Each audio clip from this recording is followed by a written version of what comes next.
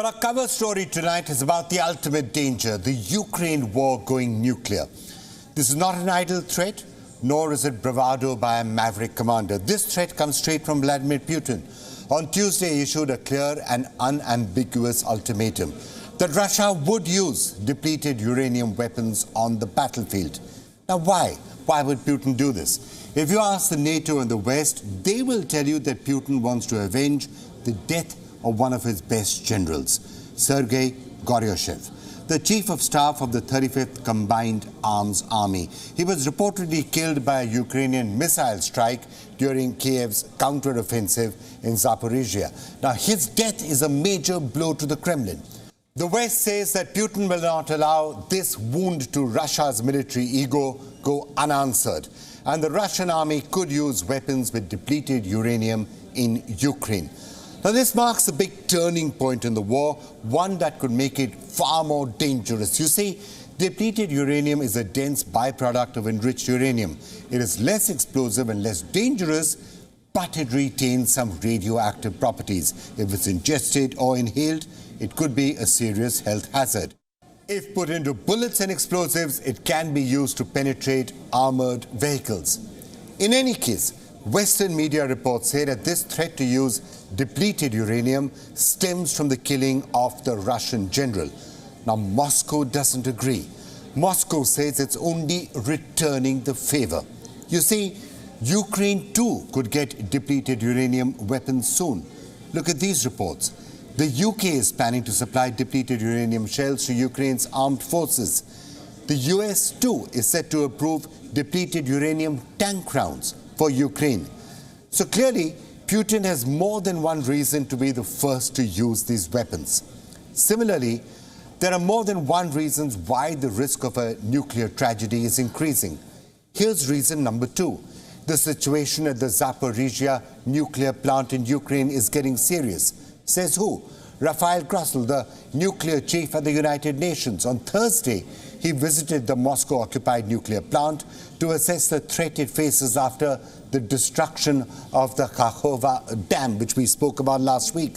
His assessment is this. 1. The plant faces a relatively dangerous situation due to the nearby flooding. 2. There could be a major accident at the facility if the dam, which formed a reservoir for the plant, is not fixed. In other words, the plant may be safer now, but the situation remains fragile. And reason number 3, and perhaps the most serious of the lot, is this entire talk about Russian nuclear weapons now being placed into Belarus and what could possibly happen with them. Look, nuclear threats, the moving around of nuclear weapons, this is dangerous. This is a scary escalation at the best of times. And when it's happening in the middle of an all-out shooting war, it makes the situation even more dangerous and even more fragile. And frankly, what's making this entire situation even more fragile is Ukraine's ongoing counter-offensive. It's picking pace every minute. This week, Ukraine says it liberated 4 villages in the country's southeast. This was the first yet modest victory in its counter-offensive. So which villages does Ukraine say it has liberated? Well, there's Blahodatne, there's Neskuchne, there's Makaruvka, and there's Storozheve. They are all located in the Donetsk region. Here's a map of the entire region. That's what where Ukraine says it has made some gains. Now, what does Russia have to say about this? Well, quite interestingly, nothing at all. Moscow is yet to confirm the fall of any of these villages. Instead, it's speaking of repelling Ukraine assaults in the region. Look at this report. Moscow claims that it has repelled Ukrainian counteroffensives in the Donetsk and the Zaporizhzhia regions. How?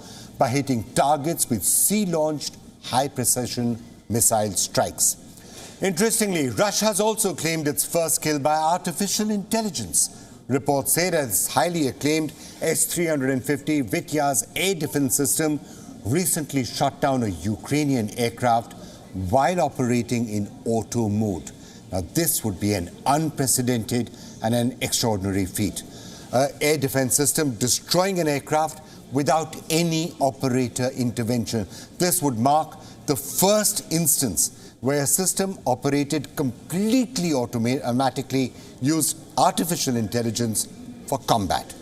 In another first, Putin has hit oligarchs with a $5.3 billion war tax. The proposed levy was outlined in a bill introduced on Tuesday, and under this bill, Russian businesses making profits of more than 1 billion rubles a year will have to pay a one-off tax up to 10% of their total gains. On the face of it, this move may seem arbitrary, but Russian media reports claim that the oligarchs themselves came up with the idea. Now, why did they do this? Because they realized they made gigantic profits during the course of this war, so it's a win-win deal for both sides. What do all of these developments tell you? That as Ukraine's counteroffensive gains strength, if it gains strength, so does Vladimir Putin's determination to counter this. Now, he's taking control of mercenary groups, he's planning to use depleted uranium weapons, he's increasing the budget for this war, and he's unleashing AI to down aircraft. In a nutshell, he's going all out to ensure that Kiev's advances fail. The question is, will he succeed? Well, so far, he has been succeeding in at least maintaining the standoff and the stalemate, and he might continue to do that going forward. For more on how all of this is actually going, let's now talk to Charles Kupchan, who's the Senior Fellow at the Council on Foreign Relations and former Special Assistant to the President and Senior Director for European Affairs on the staff at the National Security Council in the Barack Obama administration. Thank you so much for joining us. Just wanted to get your sense of what's actually happening in Ukraine, especially with that counteroffensive. Many reports coming out on whether it's been successful or not and how successful it's been. What are you being able to pick up? Well, I think it's way too early to make any judgments about how the offensive will go. This is an offensive operation that will likely run for months, maybe years. It's very difficult to say. But it's clear that in the various locations that the Ukrainians have tried to punch through Russian defenses, they have not yet made a great deal of progress. They are running into minefields. They are running into Russian defenses that are multiple layers, trenches, tank traps, more trenches, all kinds of concrete fortifications. And one problem that an advancing army faces, and the Ukrainians are facing this, is the offensive requires them to come out from their own defensive positions. It's easier to hit them when they're out in the open, when they're massing for an armored breakthrough. And I think that's one of the reasons that we've begun to see fairly substantial Ukrainian casualties. We're just trying to look at the possible black swan events that could come into this and make a change one way or the other. We've been hearing all that discussion about what could happen on the nuclear front with depleted uranium or, Belarus and what's happening out of there, possible escalation. We've also been hearing possibly about what's happening with the Wagner group, with Prigozhin, with his relationship with the Russian leadership. What do you think could happen to make a dramatic change one way or the other? I haven't yet seen any sign that Putin is in trouble, that is to say, could face a real domestic threat to his regime. Public support for the war continues to run high. As far as we know, the security apparatus, the key decision makers around Putin are standing by him, in part because he successfully built a patronage system. Their livelihood, their power, their influence all stems from Vladimir Putin, and that makes it hard for them to go anywhere. So that I would say that the real black swans in my mind are China. Is China going to start arming Russia, which in my mind is a real possibility if Russia begins to lose and if Ukraine looks like it is posing a real prospect of taking back all of its territory. Escalation is also out there. There's talk the last few days about Putin moving nuclear weapons to Belarus.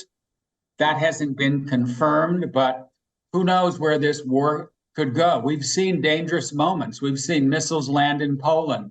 We've seen Russian fighters force down a U.S. drone. We've seen drones attack the Kremlin. This is a war that has the potential for escalation. All right, Mr. Kripchen, thank you so much for joining us with that. Thank you.